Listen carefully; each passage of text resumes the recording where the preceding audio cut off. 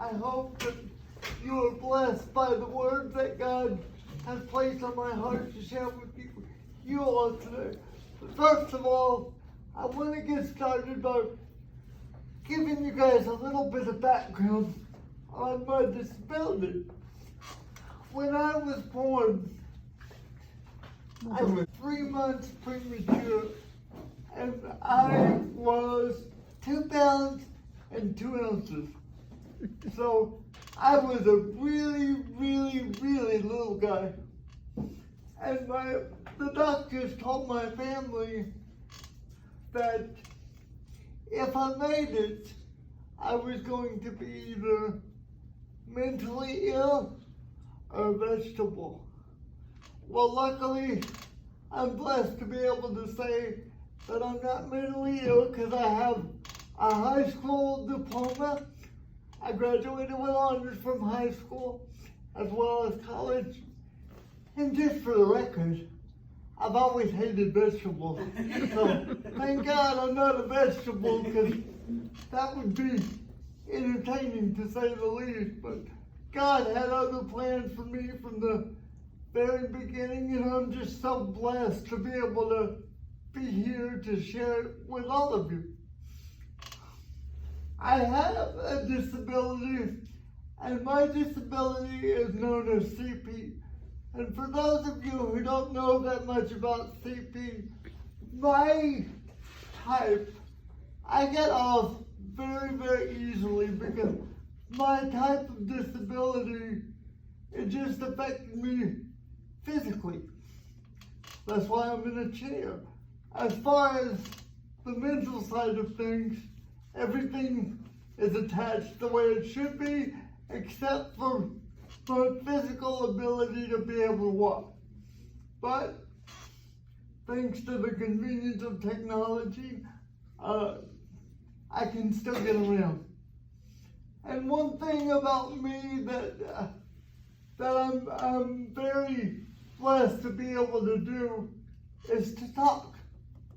Because some people who have disability, especially the disability of cerebral palsy, it affects you in different ways. Some people can't walk like me. Some people have trouble talking. And then some others can't do both. Now, along with my disability, I also developed what's called scoliosis. And scoliosis gets developed very commonly with people in wheelchairs because we sit all the time. And we can't really exercise the way we need to be able to keep our body straight. So every once in a while you might notice that I lean to the left. Well, that's not because I ate too much and I'm fat and I want to fall over. That's caused by my scoliosis because my spine is crooked, so it's curved. But let me tell you, with all the physical issues that you might think I have, I am so blessed. I am so blessed because God has used my life, and He's used my physical weakness to show how strong He is. If I focused on everything that I couldn't do, if I focused on everything that I wish I could do, that would take up most of my time. And there would be no reason for me to want to get out of bed in the mornings, because I would say, I would question God and I would be like, why am I in this situation?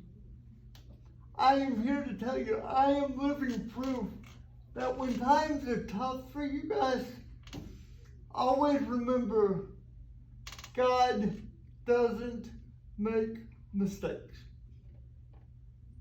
I am not a mistake. You were not a mistake. None of us are mistakes. God has a special individual plan for each and every one of us. Now, sometimes if you're like me, you're like, I'll just wait till tomorrow. I'll just wait till next week, or next month, or next year, or somebody else can do it. Get the fact that we think that somebody else can do it, whatever it might be, out of your mind. Because God created us all with each individual gifts and talents. He gave us these talents to share with each other and to build His kingdom. I like to think of us as each individual person in this room has a section of God's kingdom that He's got to build. He or she has to build while we're on this earth. Now, if I was a very negative person, and if I said, I'm going to let Nicole do it, or I'll let Josh do it, or I'll let Kira do it, I would be doing God a great disservice, because I would be wasting the gifts and talents that God has given me.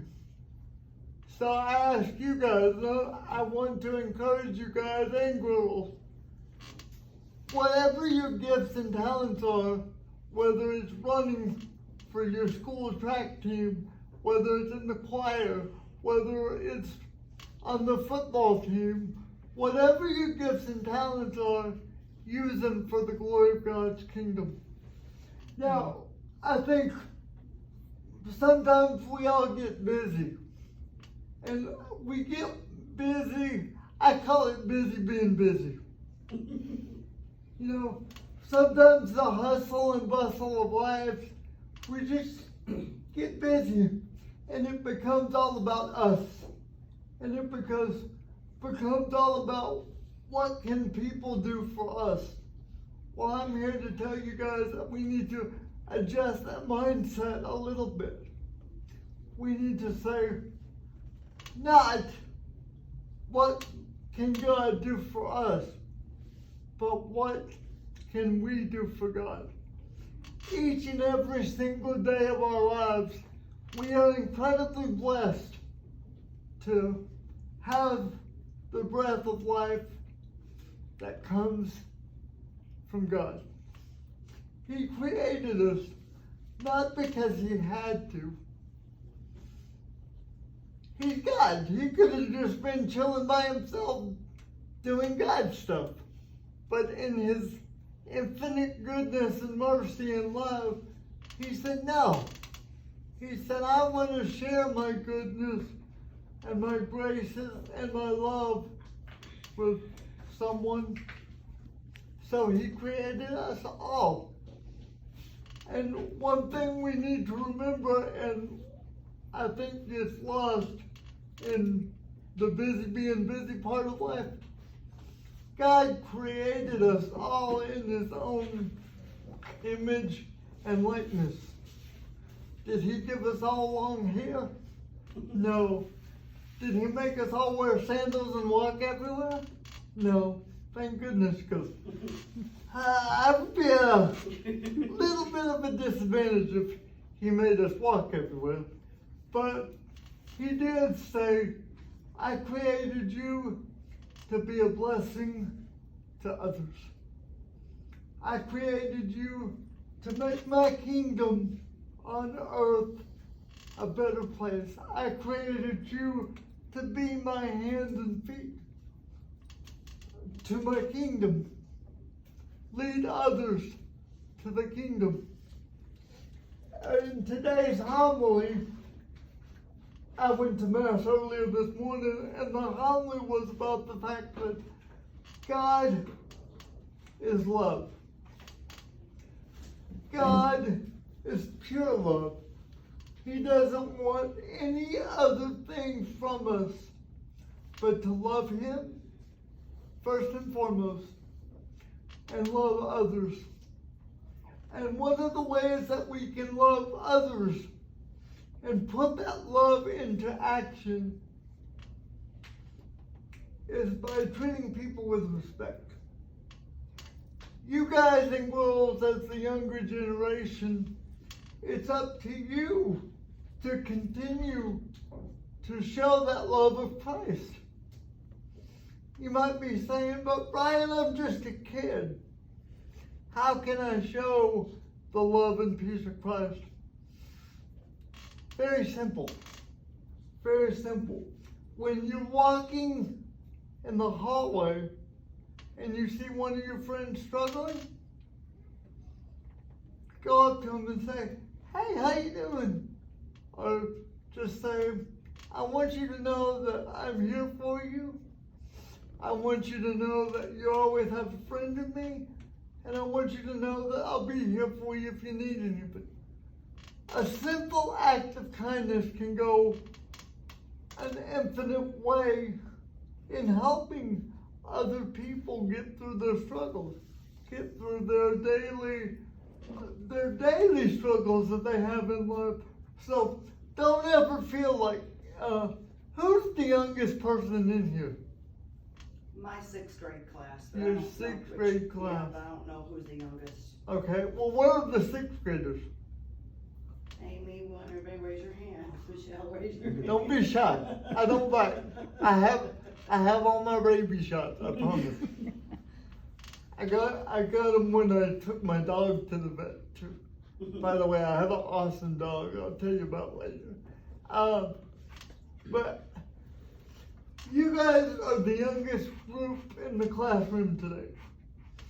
But you guys also have an incredible privilege to inspire the older ones. Don't ever think because you're young, you're younger than the rest of your classmates in here or in school. Don't ever think that you can't make a difference. Because each and every one of us, through the grace and mercy and love of Christ, we can all make a difference in the daily circumstances of our lives. Now, my question to you is, are you going to take advantage of it? Or are you going to say, I'll let somebody else do it? Are you going to use the talents that God has given you? Or are you going to say, somebody else can probably do the same things that I can do, and they can probably do it better? As I said earlier, each and every one of us are different, yes, but we are all made in the same image and likeness of Christ. And if you choose to not use your talents that God has given you, He didn't give anybody else your specific talents. So if you choose not to use those gifts and those talents, the world is missing out. You have an opportunity each and every day that you have the breath of life in you that God has given you to make a difference. So I'm here to tell you, use it, because no one can touch the world like you can. I can touch it differently than your teacher, Nicole. I can touch it differently than Josh or Kira. But they can touch it differently than I can. So if we each put our own talents that God has given us to use, and we all pulling in the same direction, the world is a better place. I guarantee you. And the world is a better place because, what? God is love. God, when He suffered on the cross for us through His Son Jesus, Jesus got spat on, He got whipped, He got, just brutally punished for doing no wrong. But He went through that not because He had to, but He went through that because He wanted us to have a pathway to Him. And I know every day is not easy. I'm here to tell you, trust me. I know every day is not easy. But I also know that when we're struggling and when we feel like we can't go any further, God is there to pick us up. God is there to pick us up, and God is there to say, Brian, I love you, and I've got you. Just trust me, just keep walking with me, and we're going to get through this together. Now, I talked about me going to college, or having a college degree, but I want to share a story with you. And it takes me back to my college days. And I'll never forget it.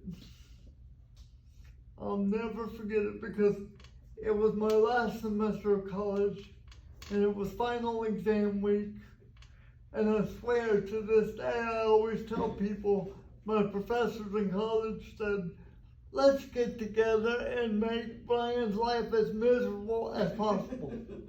And so I had everything you could possibly imagine as far as reports, tests to study for, all kinds of different things that were due. And for the first time in my life, I told God, I said, God, I'm going to put you on the back burner. I said, let's face it, you've never done anything for me physically, so I'm going to handle it all myself. And we'll see if I can get it done. Well, when I did that, the more snowed under I became with all the tests that I was studying for, all the reports I had to. But God, in His infinite goodness,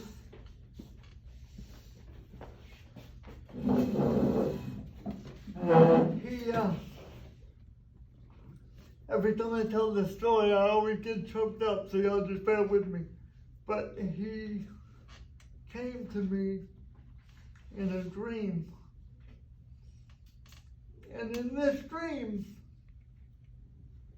I was walking. And it was so real that I could literally feel myself in the dream walking. And in the dream, I was walking with two of my friends. And we were walking around these two curves close to my house. And when we rounded the last curve, I saw Christ. But I didn't see Him like in pure white like you do in some of the movies. I saw Him carrying the cross. And when we made eye contact, He fell. And when He fell first, and then the cross fell on top of Him. So when I saw this, I took off running. And again, keep in mind that it was so real in the dream that I could literally feel myself running. And I said, I left my two friends behind me and I caught up to Jesus and I said, don't worry, Lord. I'm going to get this off of you.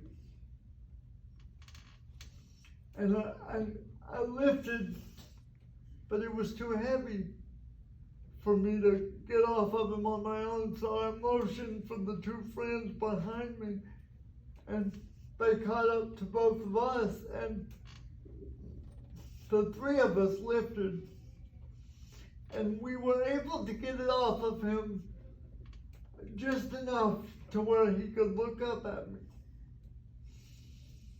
And when he looked up at me, his face was covered in asphalt. You know how when an asphalt road is freshly paved and then the asphalt's still wet? Well, his face was covered in asphalt. But instead of saying, "Shame on you, why'd you let me fall?" he looked up at me and he said, "I love you. I love you.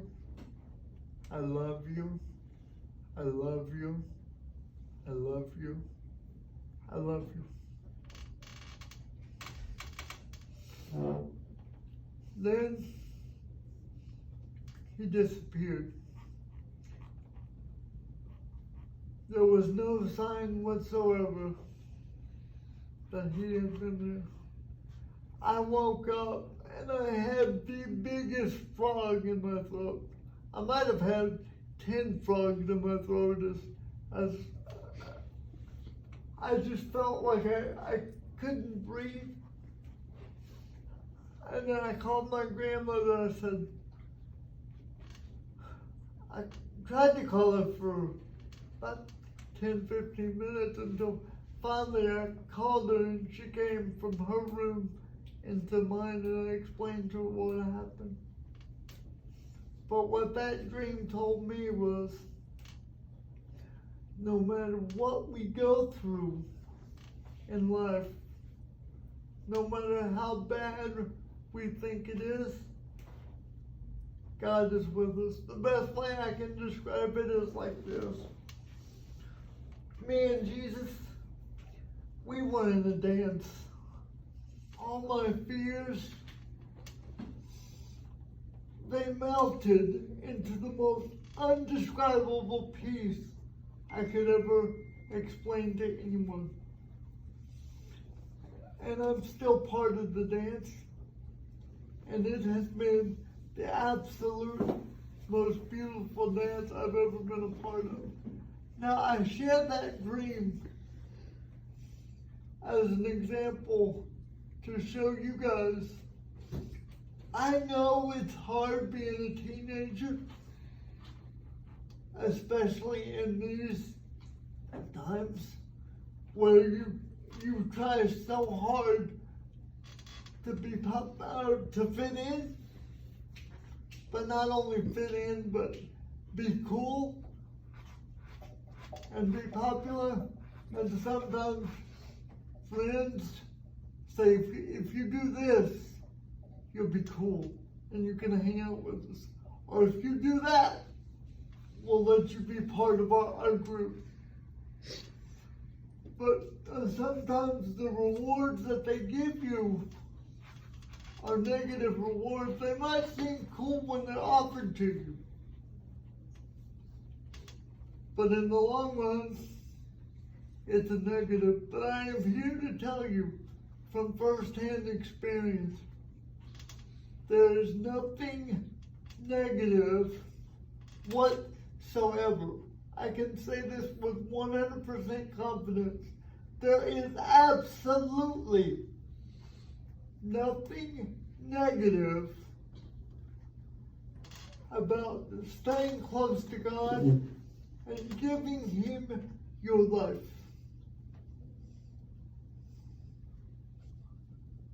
Let me say that again. There is absolutely nothing negative whatsoever about staying close to God and giving Him your life. Let Him take you on the same dance that He's taken me on. let him show you what he has in store for your life.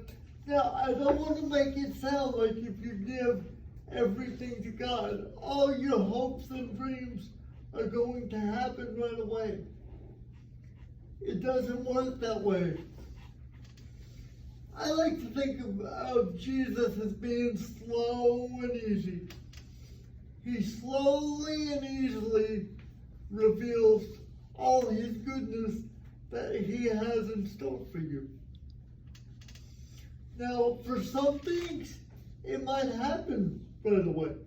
I don't know. I'm not God. That's between you and God. But for the most part, he reveals his goodness to all of us when he knows we're ready for it and when he knows that we can accept it. So whatever you're going through, whether it's positive or negative, let God and let Jesus be right there with you. When you're sick and when you're suffering, as hard as this might be to hear, be thankful for the suffering. I've told my buddy Josh this several times, and so he knows how bad I want to walk. I've shared countless stories with him because, believe it or not, he used to be where you guys are. He used to be part of my youth group. So he has heard me share stories about how bad I want to walk. And I want to walk now more than ever because I'm getting older. And I want to be able to get up and go play basketball with friends, go kick a soccer ball, go drive a car. I mean, yeah, I guess you could say I drive a little bit of a car, but I've been driving a little bit of a car since I was about 8 years old. So I am just here to tell you, if I wanted to, I could be very, very, very bitter. And I could say, God, why? I have so much potential. I am so intelligent. You have given me so many gifts, but I can't use them because of my physical situation. No, you know what he's taught me over the years? He has taught me that in my weakness, in my physical weakness, that's when he's using me the most.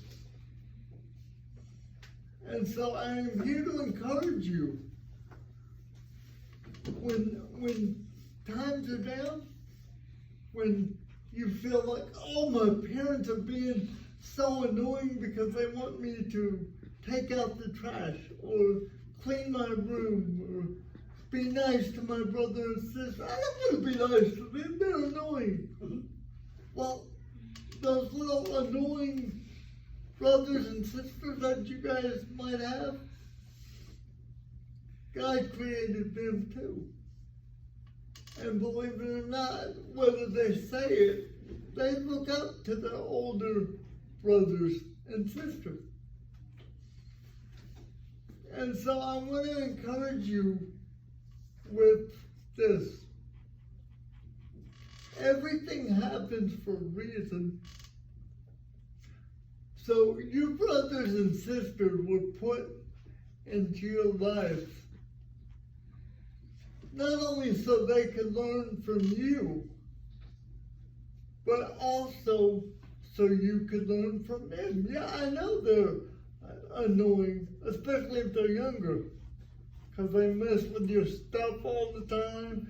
They hide stuff from you. I know. But we are all called to show the love of Christ.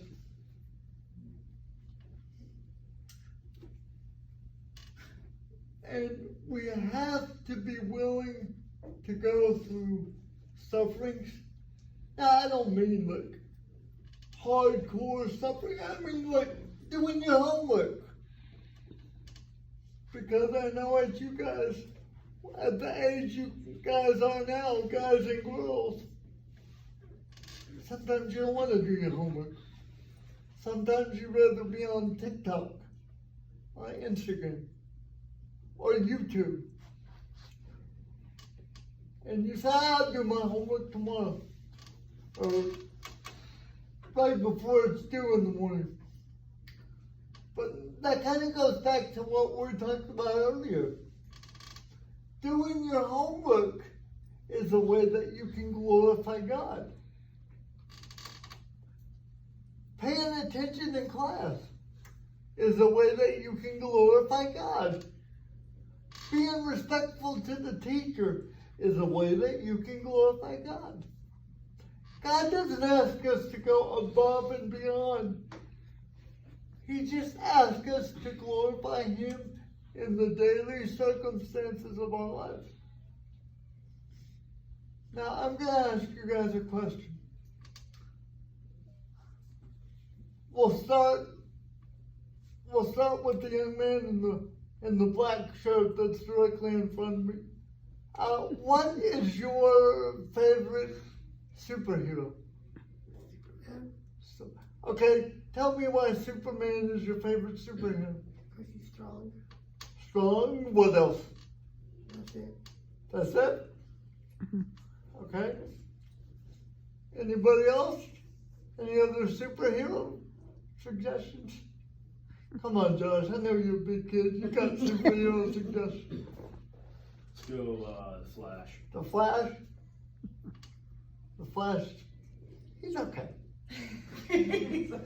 How about you, Kara? Wonder Woman. Wonder Woman. You know, something told me that you were going to choose. Anybody else? How about you, Nicole? What about your superhero suggestion? Oh, that's a good one. Let's say Superman. Superman. Okay. Anybody else?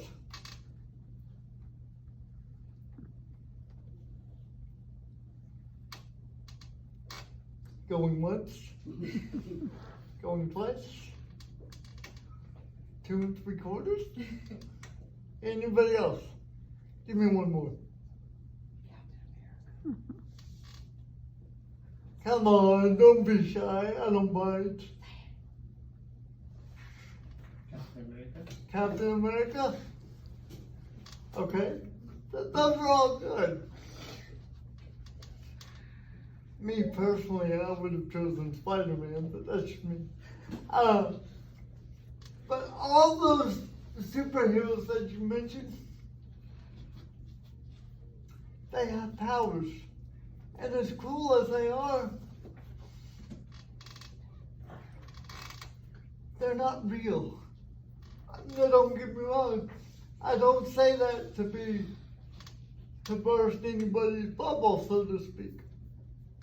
But my point is, they all have powers, but they're not real. But there is someone who died on the cross at Calvary over 2,000 years ago, who has all those powers and many, many more. One of the biggest things he used his powers for was to create us. We are an example of God's power. So I want to encourage you to always keep that mindset and always use the power through the grace of the Holy Spirit and through the grace of His love to share your powers with others. You might say, what are my powers?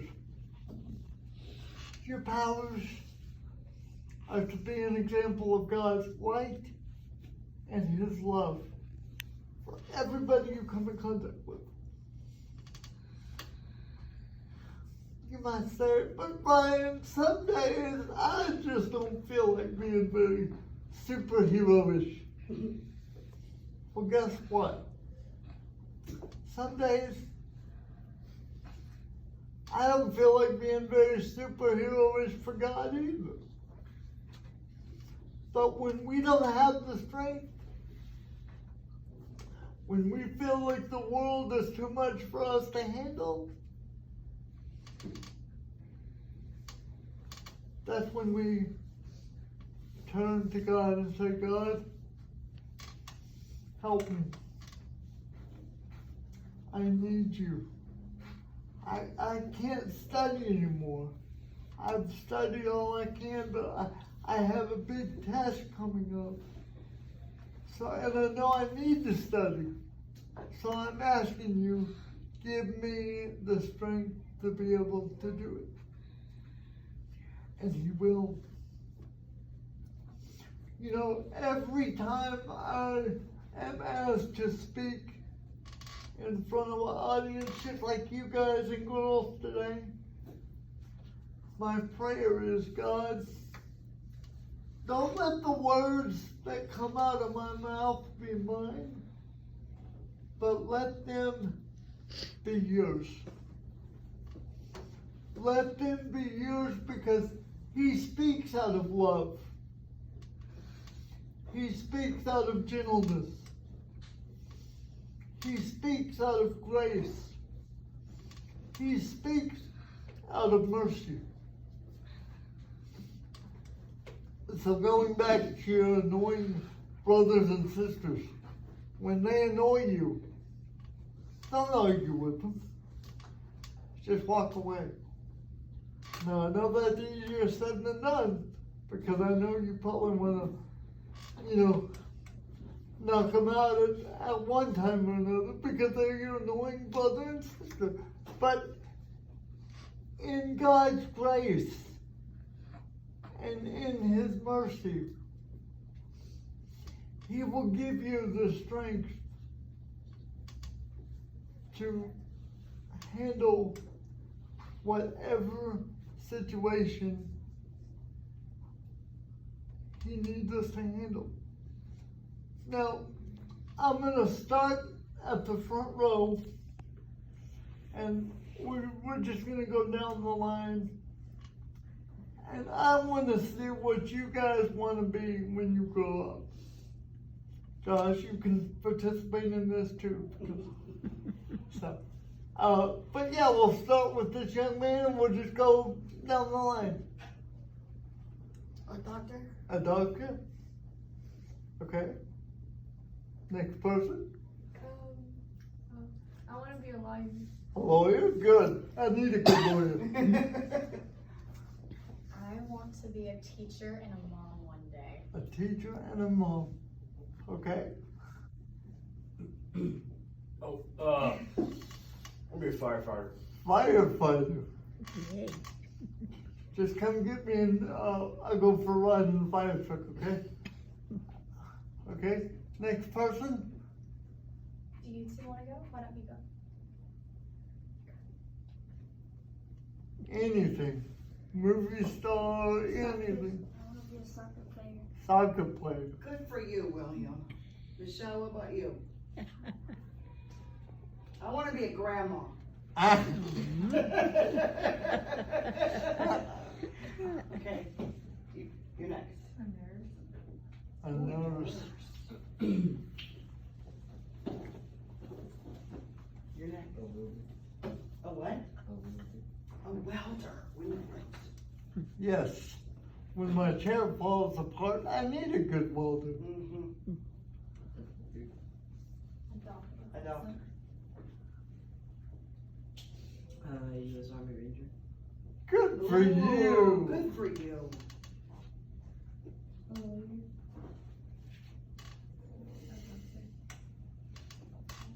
A doctor. A businesswoman. A lawyer. Okay, I can't see what we are at the back of the room, so is that everybody or? That's everybody. That's everybody.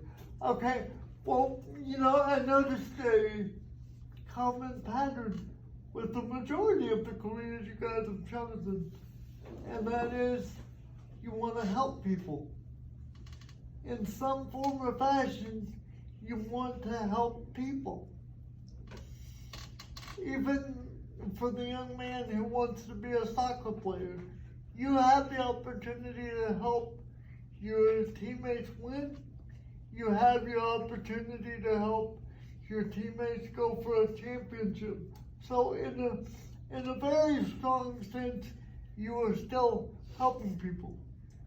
But I want to encourage you with this. In your careers, the best way you can help people is by not being intimidated to share the love and light of Christ whenever you get the chance, even if it's during your careers. Now, I also want to share this with you all. Sometimes, in the world's eyes, it's not always popular to share the love and the light of Christ. It's not always popular to share His words of kindness, gentleness, and love. But don't be intimidated by the world, because as long as you put God first in everything you do, without one single amount of hesitation, He will be with you. Why? Because He suffered, died, and resurrected 2,000 years ago just because He loves you. So if He's willing to do that, who are we to shy away from mentioning everything that God has done for us and what He could do for the people that you guys want to help? Love God without hesitation. Love God without fear. Love God without anxiety. You want me to tell you the definition of success? The definition of true success is putting God first. Because the Father, Son, and Holy Spirit are the very essence of success. They are the reason that we are able to succeed, because it is their life that gives us life. It is the power of the Holy Spirit within each and every one of us that allows us to be here today. Because without God, nothing is possible. Nothing. But with God, everything is possible. Thank you all so much for having me. I enjoyed it. God bless you all. You're welcome.